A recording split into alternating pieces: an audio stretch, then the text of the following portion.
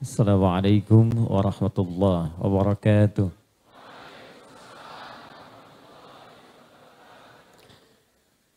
Alhamdulillahi nuris samawati wal ard, madiha wa asriha wa istiqbaliha. Nahmaduhu hamdan syakirin kama 'allamana an nahmadah wa nashkuruhu kama 'allamana an nashkurah. Allahumma antal muqaddim wa antal muakhir biyadikal khair innaka ala kulli syai'in qadir. Nusalli wa nusallimu ala afdalil anbiya'i wal mursalin nabiyyina Muhammadin wa ala alihi wa sahbihi wa dhurriyyatihi wa ummatihi ila yaumiddin. Amma ba'd.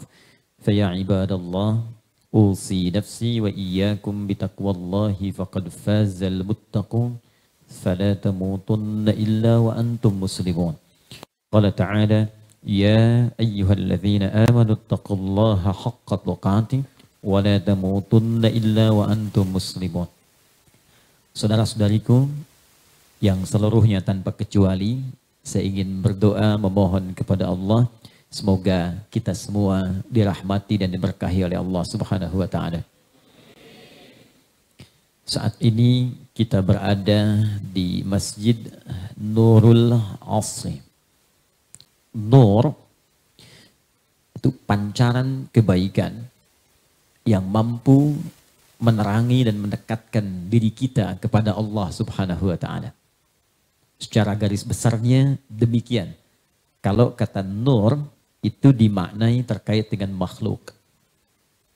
Karena itulah Allah Subhanahu wa taala memberikan pancaran cahaya-cahaya, bahkan menyebut dirinya dengan nur. Allahu nurus samawati wal ard, yang dengan cahaya itu bisa membimbing kita untuk lebih dekat dengan Allah dan menerangi kehidupan kita sehingga bisa kita bedakan mana yang benar, mana yang salah. Mana yang harus diikuti, mana yang harus dijauhi. Dalam menjalani aktivitas ini dan kita diminta untuk selalu dekat dengan Allah, maka kita diberikan kesempatan modal waktu untuk beraktivitas. Modal waktu untuk beraktivitas itu dalam bahasa Arab disebut dengan asrun namanya.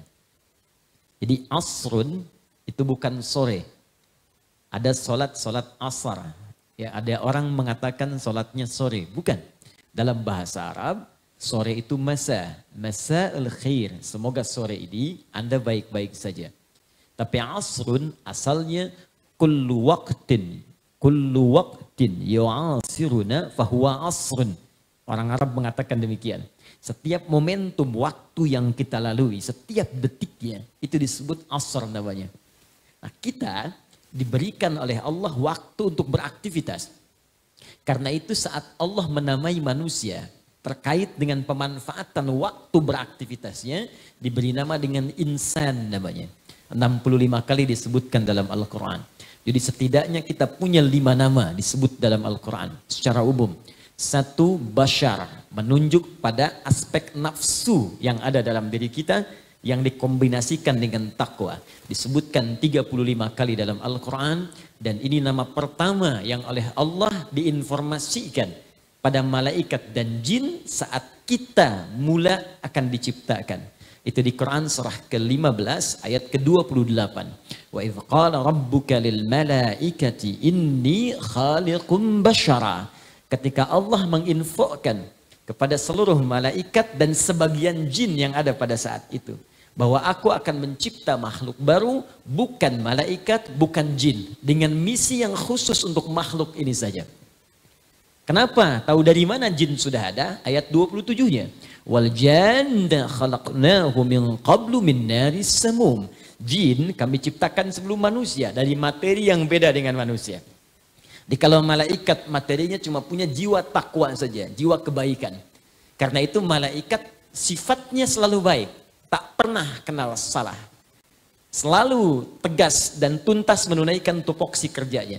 Itu diisyaratkan di Quran surah ke-66, At-Tahrim ayat yang ke-6.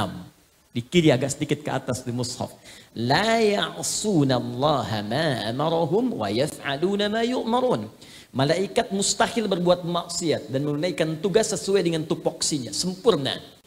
Jadi kalau Anda ingin mencari yang sempurna, itu malaikat. Karena itu mustahil malaikat berbuat salah. Pernah dengar malaikat Jibril korupsi ayat misalnya? Tidak ada kan? Sempurna. Kita manusia tidak sempurna. Karena malaikat yang sempurna kita bukan, maka jangan pernah menuntut kesempurnaan pada manusia. Tidak akan ditemukan. Jadi kalau ibu misalnya ingin menemukan suami yang sempurna, nikah sama malaikat. Mungkin malaikat maut masih ada peluang. Lawan dari takwa itu nafsu, fujur nama lainnya. Yang diciptakan dengan jiwa nafsu saja itu hewan namanya. Karena itu hewan itu tidak pernah kenal benar. Dia tidak ada takwanya. Sama jiwa ini pun dimiliki oleh iblis, setan.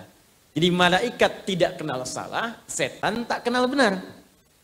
Baik, karena itulah kemudian di Quran takwa disebutkan 115 kali. Nafsu disebutkan 115 kali.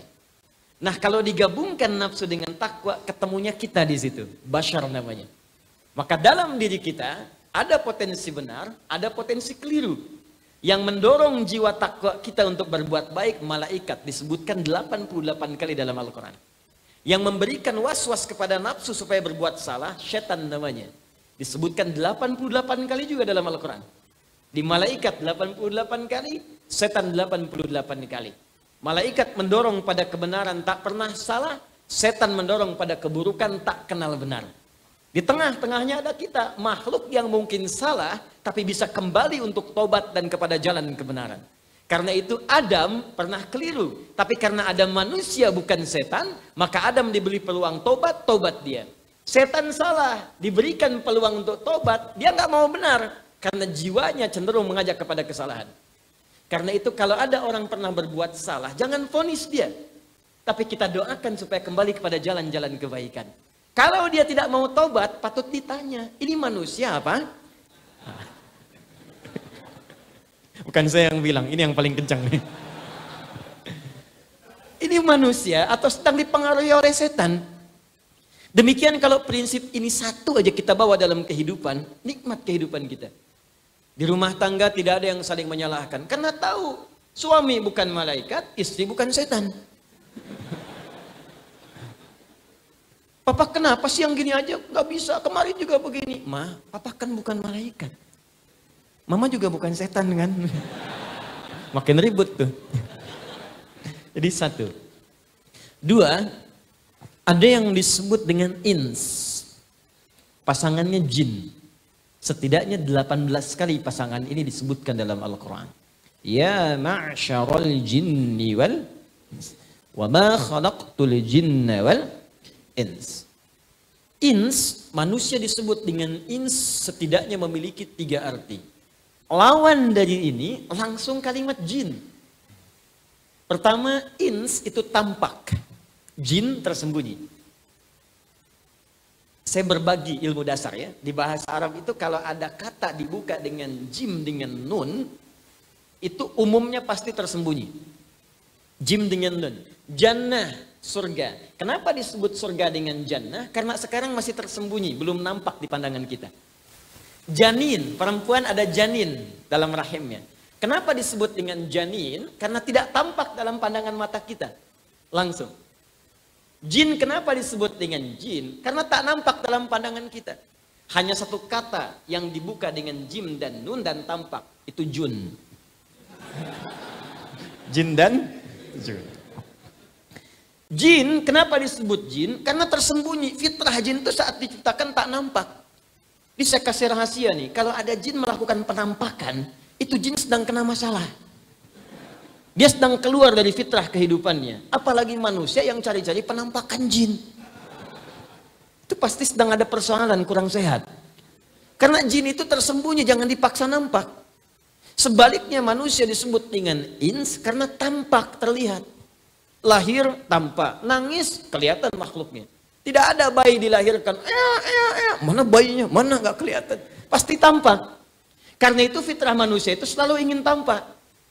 Pulang ke rumah, tampak. Berangkat ke masjid, tampak. Ke kantor, tampak. Karena itu pengertian terbaliknya, kalau ada manusia senang sembunyi-sembunyi, itu sama dengan Anda yang bilang, bukan. Sama dengan sedang punya masalah. Ke rumah ada pintu depan lewat jendela. Ya, ke kampus sembunyi-sembunyi. Ke masjid sembunyi-sembunyi. Itu sedang ada persoalan dalam hidupnya. Sederhana memaknai kehidupan itu. Kedua, manusia itu halus, lembut. Jin kasar. Jadi yang makhluk halus itu antum. Bukan jin, kita, saya, Anda.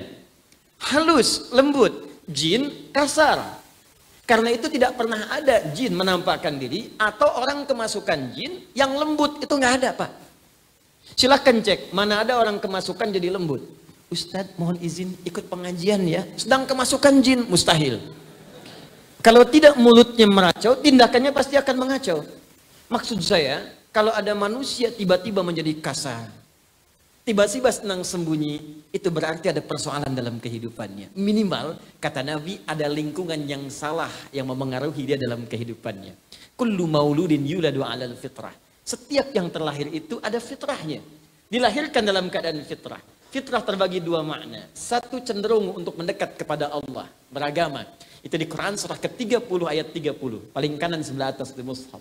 Ya, fa'aqim wajhaka lid-dini hanifa fitratallahi allati fataran nasa 'alaiha. Hadapkan dirimu kepada jalan agama yang benar, din yang hak, ditafsir di Quran surah ketiga ayat 19. Innad dina 'indallahil Islam. Cari sampai ketemu yang benar. Kata Allah kalau mau singkat nyarinya ya Islam. Kamu nyari kemana-mana, ketemunya akan ke situ juga. Nah setelah itu, istiqamah di jalannya, itulah fitrah kehidupan. Jadi setiap manusia yang lahir pasti mencari jalan untuk ketemu Tuhan. Pasti cari jalan. Yang kedua, cenderung pada kebaikan dan kebenaran. Karena itu sifat baik itu fitrah manusia. Walaupun dia belum beriman, ketika mulutnya berdusta, pasti hatinya menolak. Cukup jadi manusia, pasti punya potensi baik. Silahkan Anda cek, apa yang baik orang Islam saja. Non-Muslim banyak yang baik. Yang jujur, ada. Yang tawadu, tidak sombong, ada. Yang sabar, ada. Cuman yang kurang apa? Iman. Itu poinnya. Jadi banyak orang kemudian bisa mengatakan, saya cenderung pada kebaikan, memang fitrah. Fitrah adanya. Kalau nggak percaya begini ya. Contoh, tapi saya katakan dari awal, ini contoh, bukan untuk dipraktekkan. Contoh, iseng-iseng keluar masjid, pakai sendal orang. Contoh, awas. Bukan untuk dipraktekkan. Ya, kenapa kau pakai sendal orang? Kata Ustadz, tidak. Contoh aja, Anda ketika mau pakai sendal orang, hati Anda pasti akan menolak. Itu bukan punya kamu. Yang ini yang punya kamu. Itulah ins. 3, ada yang disebut dengan An-Nas. 241 kali disebutkan dalam Al-Quran. Menjadi nama surah dan surah paling favorit hampir seluruh bagi umat Islam. Surah 114, Qul a'udzu birabbin nas. An-nas menunjuk sifat sosialnya. Ingin mengesankan bahwa tidak ada manusia yang bisa hidup sendiri. Semua saling membutuhkan yang lainnya. Karena itu jangan egois dalam kehidupan. Orang egois itu susah hidupnya. Cek. 4. Ada Bani Adam. Setidaknya 7 kali disebutkan dalam Al-Quran. Contoh Quran surah ke-7 ayat 31. Ya Bani Adam khudhu zinatakum 'inda kulli masjid. Hei anak cucu Adam, kalau ada panggilan dari masjid kenakan pakaian terbaik. Bani Adam untuk menunjuk susunan nasabnya. Jadi tidak ada manusia yang hidup di bumi kecuali semua tersambung nasabnya pada Nabi Adam alaihissalam. Anda kalau mau cari-cari, ketemunya ke Nabi Adam, bukan ke monyet. Awas hati-hati. Kalau ada yang mengatakan manusia berasal dari monyet, katakan pada orang itu, selamat Pak. Mungkin Bapak dari monyet, saya tidak ikut-ikutan gitu. Semua pasti Allah udah kasih bocoran. Allah yang menciptakan kita, Allah yang tahu. Shortcutnya kata Allah, semua dari Adam. Karena itu aku sebut kalian Bani Adam. 7 kali disebutkan dalam Al-Quran. Bahkan mukjizat Nabi Muhammad SAW. Saat mulai dilahirkan, itu langsung diberikan mukjizat dengan isyarat Bani Adamnya. Lahir, bayangkan. Kebayang tidak? Belum. Lahir bapak tidak ada. Tapi nasab paling jelas sampai ke Nabi Adam. Silahkan cek. Makanya banyak syair memuji nasab Nabi Muhammad saking jelasnya ke Nabi Adam seperti bulan. Qamarun. Qamarun. Bulan. Wajah bagus, ganteng, hebat, luar biasa. Nasab nyambung. Muhammad sallallahu alaihi wasallam bin Abdullah, bin Abdul Muttalib, bin Hashim, bin Abdul Manaf, bin Qusay, bin Murrah, bin Kilab, bin Ka'ab, bin Ghalib, bin Figir, bin Malik, bin Nadar, bin Kinana, bin Khuzaimah, bin Mudrika, bin Ilyas, bin Nizar, bin Mudar, bin Ma'ad, bin Adnan, bin Adri, bin Muqawwam, bin Nahur, bin Tarikh, bin Ya'rub, bin Yastub, bin Nabit, bin Ismail alaihissalam, bin Ibrahim alaihissalam, bin Azar atau bin Nahur, bin Abid, bin Kinan, bin Arfakhshad, bin Sam, bin Nuh alaihissalam, bin Nihlail, Matushalam, bin Kinan, bin Anwas, bin Thith, bin Adam alaihissalam. Coba ulangi. Bani Adam. Dari Jogja ini ada yang nasabnya langsung tersambung ke Nabi Muhammad sampai Nabi Adam. Dari Jogja ini, dari Kauman, namanya Syekh Muhammad Darwish. Belajar di Syekh Kiai Haji Soleh Darat, direkomendasikan ke Mekah, belajar pada Syekh Ahmad Khatib Al-Minangkabawi. Pulang-pulang berganti nama menjadi Ahmad Dahlan. Bin Kiai Haji Abu Bakar, bin Kiai Ilyas, bin Kiai Sulaiman, bin Demang Jurang Juru Kapindo, bin Demang Jurang Juru Sapisan, bin Kiai Gerbek, bin Maulana Ishaq, bin ke atasnya Ahmad Jumadil Qabra, Ali Zainal Al-Kabir, Ali Zainal Abidin, bin Al-Husain ke atasnya, adiknya Al-Hasan, anak keduanya dari Ali bin Abi Thalib karamahullahu wajah, zauju Fatimah Zahra bintu Muhammadin sallallahu alaihi wasallam. Al-Habib Syekh Ahmad Dahlan, pendiri Jam'iyah Muhammadiyah, 18 November 1912. Itulah Bani Adam.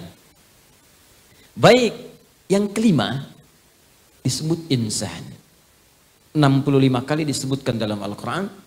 Bahkan ada surah ke-76 di surah dengan namanya Al-Insan. Tidak disebutkan dengan nama insan kecuali menunjuk pada manusia dengan semua totalitas aktivitasnya. Dari bangun tidur sampai tidur lagi. Apa kaitan dengan kata asar tadi? Ini yang ingin saya tunjukkan. Begitu dahsyatnya diksi Al-Quran. Pilihan kata Al-Quran. Kalau ini bukan firman Allah, mustahil bisa begini. Mustahil. Saya mengajar di Arab juga bahasa Arab. Dan banyak orang Arab tidak tahu bahasa Arab fasih kekinian. Dan semua orang Arab mengerti ini bukan kalimat biasa. Kalau bukan firman Allah mustahil. Pilihan katanya sempurna. Di ketika Allah menyebutkan kalimat asar, tidak pernah disandingkan dengan kata ins, tidak dengan bashar, bukan dengan annas, dan tidak pula dengan Bani Adam. Tapi yang dipilih kalimat insan. Wal asr, surah 103. Innal insana lafi khusr. Kata Allah, demi waktu, masa yang aku berikan modalnya untuk manusia untuk beraktivitas. Ini aku kasih nih, sehari 24 jam. Aku kasih sepekan ada 7 hari. Aku berikan sebulan 29 sampai 30 hari. Silahkan gunakan. Silahkan beraktivitas. Masehinya ada 31 hari, silahkan gunakan. Nah, ketika menunjuk manusia beraktivitas, digunakanlah kalimat insan oleh Allah. Cuma diberi bimbingan. Begini cara beraktivitasnya, seperti ini cara melakukannya. Aku berikan cahaya untuk bimbingan itu dan gunakan waktu sebaik-baiknya untuk menggunakan aktivitasmu sesuai dengan ridhaku. Kalau Anda gabungkan mengikuti cahaya Allah untuk memanfaatkan waktu sesuai dengan apa yang Allah ridhai, maka kalimat itulah berubah menjadi nama Nurul Asri. Dan selesai mukaddimah kita sampai di sini.